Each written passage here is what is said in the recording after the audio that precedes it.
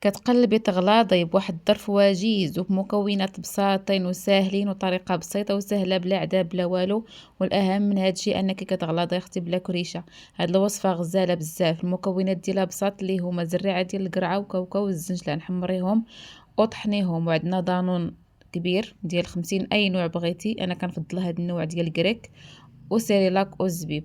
الطريقه اختي كتشدي دوك المكونات كطحنيهم مزيان مزيان، من بعد تاخدي زلافه كتخوي فيها داك دانون وكتزيدي عليه معلقه كبيره من هذاك الخليط اللي طحنتي ومعلقه كبيره ديال سيريلاك، وكتخلطي مزيان وكتزيدي عليه واحد شويه ديال الزبيب، يا اما هاد الزبيب هذا يا اما الزبيب الكحل.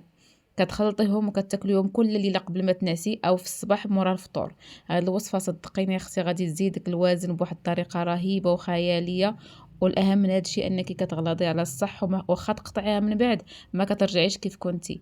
الا عجبك الفيديو وصلتي حتى الاخر ديال الفيديو، ما عليك الا تخلي ليا لايك باش تدعميني وشي تعليق يكون زوين، واشتركي في القناه باش يوصلك كل جديد، وبصحه والراحه.